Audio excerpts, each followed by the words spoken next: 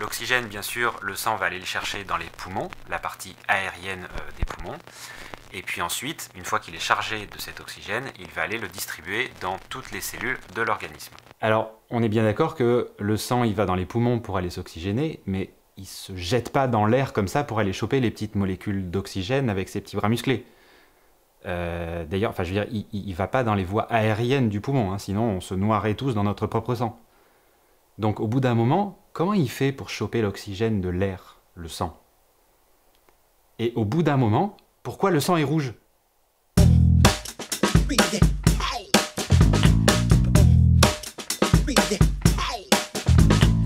Aujourd'hui, donc, on va parler de la façon dont le sang s'oxygène hein, quand il arrive dans le poumon pour ensuite aller le transporter dans le reste de l'organisme.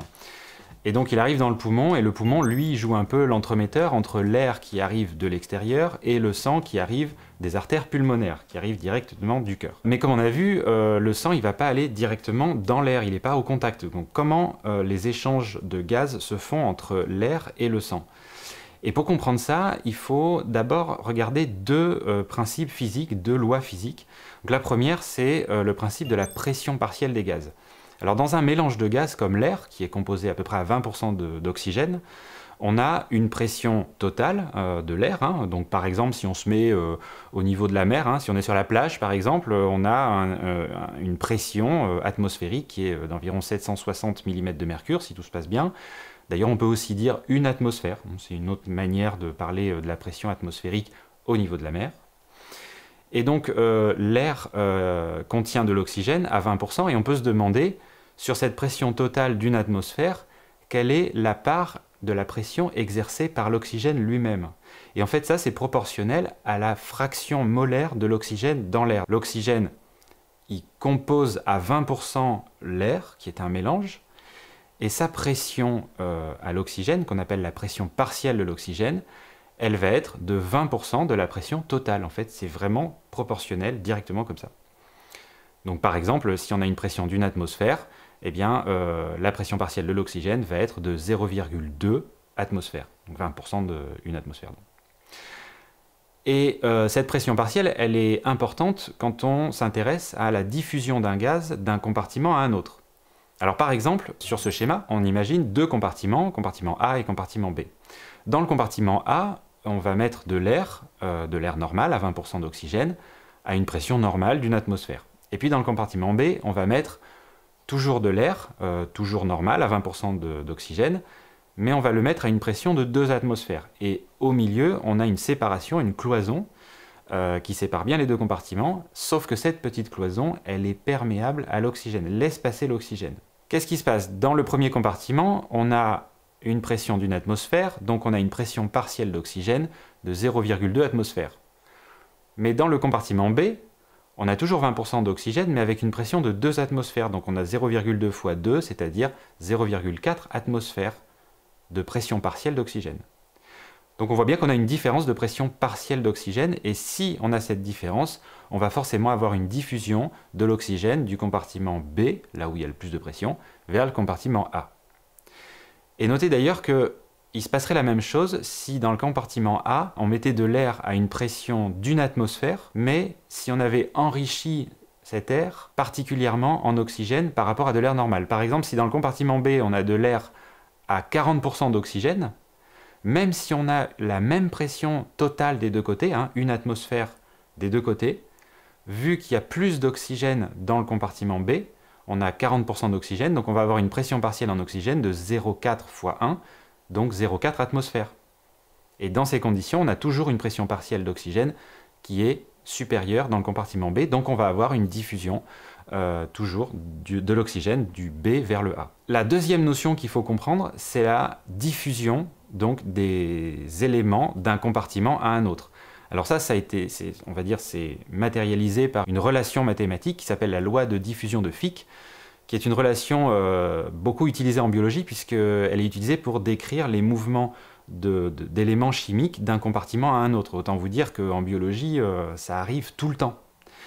Et cette loi de diffusion de Fick, on ne va pas l'étudier là ici parce qu'on ne va pas faire de calcul, ce n'est pas le but de la vidéo. On va plutôt essayer d'en avoir une version simplifiée, mais quand même avec une forme mathématique. Donc là, vous voyez que R, ça représente la diffusion de l'élément chimique en question. Donc ce qui nous intéresse, c'est l'oxygène. Et on voit que cette diffusion, elle va dépendre de plusieurs éléments. Elle va d'abord dépendre de la surface d'échange. La surface d'échange, dans notre premier exemple, c'était la surface de la cloison qui séparait les deux compartiments. On sent bien que si cette surface est plus petite, la diffusion va avoir plus de mal à se faire. Donc la diffusion, elle est vraiment proportionnelle à la surface d'échange. La deuxième chose, c'est que la diffusion va être proportionnelle aussi à la différence de pression partielle. Et là, encore une fois, on voit bien que s'il n'y a pas de différence de pression, il n'y a pas de diffusion, il ne se passe rien. Donc il faut qu'il y ait une diffusion, il faut qu'il y ait un delta entre les deux compartiments pour qu'il y ait une diffusion.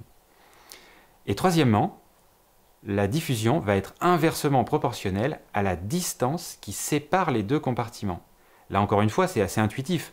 Si on imagine qu'on augmente la distance entre les deux compartiments, la diffusion va être plus difficile. Donc la diffusion est inversement proportionnelle à cette distance. Si on veut maximiser la diffusion, en gros, il faut augmenter la surface d'échange, il faut augmenter la différence de pression partielle, et il faut diminuer la distance qui sépare les deux compartiments. Et c'est là que ça va être super intéressant de voir cette loi de diffusion de Fick par rapport au poumon et surtout par rapport à l'anatomie du poumon, parce qu'on va voir à quel point l'anatomie du poumon est optimisée par rapport à cette fameuse loi de diffusion de Fick. Alors le poumon, il a une anatomie qui est justement spécialement faite pour optimiser la diffusion des gaz de l'air vers le sang, ou du sang vers l'air quand il s'agit du CO2. Bref, globalement, l'anatomie du poumon, c'est une trachée qui se divise en deux bronches. Chaque bronche alimente un poumon, et chaque bronche va se diviser en bronchioles de plus en plus petites, et tout ça, ça se ramifie, et au bout du bout, on a des petites poches en fait, qui se remplissent d'air à chaque inspiration, et ces poches, on les appelle les alvéoles. Et déjà, on sait que c'est dans ces alvéoles qu'il va y avoir les échanges de gaz. Du côté sanguin, le sang arrive par l'artère pulmonaire. Cette artère, pareil, va se séparer en artère plus petite, en artériole de plus en plus petite, et à la fin, en capillaire. Alors juste un petit truc, le capillaire, en fait, c'est toujours un vaisseau sanguin, hein, mais qui est très très très petit. C'est la forme la plus petite du vaisseau sanguin. C'est tellement petit que son diamètre, il est à peine plus gros qu'un globule rouge. Donc en fait, il faut imaginer dans un capillaire, les globules rouges, eh ben, ils avancent un par un comme ça à la queue leu ou en file indienne. Enfin, ils ont le droit à la queue leu ou à la file indienne et c'est tout. Voilà. Donc en gros, c'est comme ça. Un capillaire, c'est ça. Et donc les capillaires, à ce moment-là, ils sont au contact de l'alvéole pulmonaire. Et si on continue de suivre le sens du sang, eh bien après, les capillaires se regroupent, donc grossissent un petit peu, se transforment en vénules, puis vénules de plus en plus grosses, puis en veines, veines pulmonaires, et tout ça, à la fin, ça aboutit dans le cœur, partie gauche, pour ensuite être envoyé dans tout l'organisme pour alimenter l'organisme en oxygène. Mais si on revient au niveau de l'alvéole, donc au niveau de l'alvéole, on a d'un côté de l'air qui est dans l'alvéole, et de l'autre côté du sang qui est dans le capillaire. Et entre les deux, une paroi, ou plutôt une cloison, qui est constituée de la paroi alvéolaire et de la paroi vasculaire. Et là où on voit que l'anatomie est vraiment optimisée pour la diffusion, c'est qu'on a vu tout à l'heure que la diffusion était dépendante de la surface d'échange. La surface d'échange, c'est clairement la surface alvéolaire. Et donc pour l'augmenter, cette surface, il faut augmenter le nombre d'alvéoles. Donc dans un poumon humain adulte, on a environ 300 millions d'alvéoles. Je veux dire, 300 millions d'alvéoles, c'est énorme. Et en termes de surface, au total, la surface alvéolaire, encore une fois, chez un humain adulte, on l'estime à environ 80 mètres carrés. À une vache près, hein. Mais bon, enfin, je veux dire, en gros, c'est l'ordre de grandeur, quoi. Donc 80 mètres carrés, ça montre que le poumon, anatomiquement, il est optimisé pour avoir la surface d'échange la plus grande possible à l'intérieur de son espace. Deuxième élément, la distance qui sépare les deux compartiments, donc air et sang. On a vu que la diffusion était inversement proportionnelle à cette distance. Et là, encore une fois, c'est optimisé. L'unité de distance ou de taille en anatomie, pour un organisme, on est d'accord que c'est la cellule. Hein. L'organisme peut difficilement faire plus petit qu'une cellule. Au niveau de cette cloison, donc la paroi vasculaire, elle a une épaisseur de l'ordre de la cellule, et la paroi alvéolaire, pareil, c'est de l'ordre de la cellule. Donc finalement, la distance qui sépare l'air alvéolaire du sang vasculaire, donc, elle est la plus petite possible. Et donc là, encore une fois, on a, par l'anatomie, une optimisation de la loi de diffusion de Fick qu'on a vu tout à l'heure. Le troisième élément, c'est la différence de pression partielle. Et ça, pour le coup, le poumon, il ne peut pas grand-chose. C'est la pression partielle de l'oxygène au niveau alvéolaire, c'est dépendant de la pression partielle de l'oxygène dans l'air. Et l'air, il vient de l'extérieur, donc ça, c'est dans l'environnement. La pression partielle de l'oxygène dans le sang, elle est forcément inférieure, puisque le sang est pauvre en oxygène quand il arrive dans les poumons. C'est justement pour ça qu'il arrive dans les poumons. Et en pratique, dans l'air, on a une pression partielle d'oxygène de 105 mm de mercure.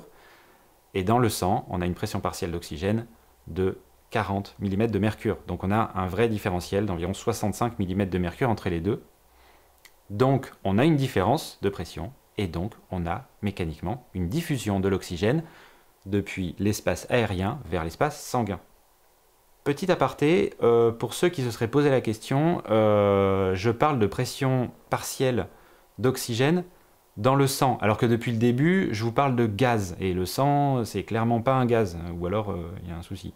Donc, comment ça se fait? Donc en fait, au début, je vous ai dit que la pression partielle de l'oxygène, ou n'importe quel gaz, c'était fonction de sa fraction molaire dans le mélange de gaz. Et en fait, dans le sang, ou même dans un liquide dans lequel on a un gaz qui est dissous, comme l'oxygène, eh bien, cet élément, ce gaz dissous, il a aussi une fraction molaire, il a une certaine présence dans le mélange liquide. Et cette fraction molaire va pouvoir être convertie en pression partielle aussi, ce qui est bien qu'on peut comparer la pression partielle d'un élément comme l'oxygène entre une phase gazeuse et une phase liquide, comme donc entre l'air et le sang. Donc finalement, on peut bien faire ce calcul et dire qu'il y a vraiment une différence de pression partielle entre l'air et le sang. Et donc c'est cette différence de pression qui fait qu'il va y avoir une diffusion de l'oxygène de l'air vers le sang. Alors tout ça c'est bien gentil et ça nous permet de comprendre comment le sang peut capter l'oxygène même s'il ne rentre pas en contact avec l'air directement. Mais il manque quand même un petit truc. Et quand je dis un petit truc, c'est un gros truc. Parce qu'en fait, ok, le sang peut absorber de l'oxygène, mais s'il l'absorbe comme ça de manière passive, il ne va jamais avoir la capacité d'en absorber suffisamment pour alimenter tout l'organisme. Donc il lui manque un truc pour absorber encore plus d'oxygène. Et ce petit truc, c'est contenu dans les globules rouges. Alors dans les globules rouges, il y a une molécule, une très grosse protéine, qu'on appelle l'hémoglobine. Alors l'hémoglobine, c'est une grosse molécule qui est composée de 4 sous-unités, et au milieu de chaque sous-unité, il y a un atome de fer. Et cet atome de fer, il est très pratique justement pour fixer l'oxygène. Donc l'hémoglobine qui est contenue dans les globules rouges va capter l'oxygène avec ces atomes de fer, et de cette manière, on va avoir une grande quantité d'oxygène qui sera captée par le sang et qui va donc être suffisante pour alimenter tout l'organisme.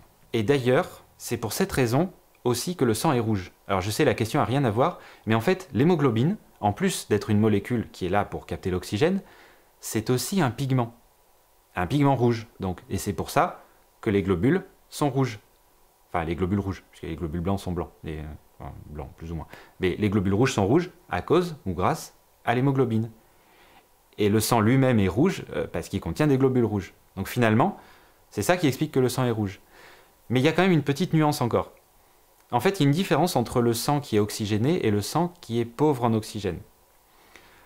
Alors sur les schémas, comme ça, on représente toujours le sang qui circule dans les artères, qui donc est oxygéné, enfin en tout cas dans la grande circulation, en rouge. Et le sang qui est veineux, qui est donc pauvre en oxygène, en bleu. Alors dans la vraie vie, il n'est pas bleu le sang, hein, enfin en tout cas pas celui des humains, il est tout le temps rouge, mais entre le sang qui est riche en oxygène et celui qui est pauvre en oxygène, on a quand même une différence de teinte. Celui qui est riche en oxygène va être d'un rouge beaucoup plus vif que l'autre. Et pourquoi? Parce que, en fait, l'hémoglobine qui est dans le sang oxygéné, on est d'accord que donc elle est chargée en oxygène, et ce qui est fixé à l'oxygène, c'est l'atome de fer. Donc finalement, le fer de l'hémoglobine qui est chargé en oxygène, c'est de l'oxyde de fer, c'est du fer oxydé. Et le fer oxydé, ça prend une teinte particulière. Par exemple, prenez un morceau de fer, vous l'arrosez un petit peu, vous le laissez comme ça à l'air libre, vous attendez un petit peu, qu'est-ce qui va se passer? Il va rouiller. Pourquoi? Parce qu'en fait, il y a une réaction chimique qui va faire que les atomes de fer du morceau de métal vont capter l'oxygène et vont s'oxyder. Et en s'oxydant, il prend une teinte rouge-orangé, la couleur de la rouille donc. Et c'est exactement ce qui se passe dans le sang. L'oxydation du fer va donner globalement au sang qui est riche en oxygène une teinte beaucoup plus vive que le sang qui est pauvre en oxygène, qui va être d'un rouge beaucoup plus sombre. Et c'est pour ça qu'on a une différence entre les deux. Et c'est tout pour aujourd'hui, donc si vous avez aimé cette vidéo, n'hésitez pas à me le dire dans les commentaires. Si ce n'est pas le cas, dites-le moi aussi et pour quelle raison. Si cette vidéo vous a été utile, dites-le moi aussi, ça fait toujours plaisir à lire. Et puis n'hésitez pas aussi à partager la vidéo, ça aide à la référencer et ça aide à la faire connaître. Et ça fait toujours plaisir aussi. Et quant à moi, je vous dis alors, bonne fête de fin d'année, parce que là on est le 20 décembre au moment où on tourne la vidéo. Donc très bonne fête, très bon Noël. Encore que je vais publier certainement cette vidéo le 26 ou le 27 décembre. Du coup vous aurez déjà passé Noël quand vous la verrez. Donc en fait il faut que je fasse une espèce de bond dans le futur. Donc ok, j'espère que vous avez passé un bon Noël. Et je vous souhaite une très bonne deuxième moitié de fête de fin d'année. Et je vous dis à l'année prochaine, en 2025. Et d'ici là, portez-vous bien. Salut!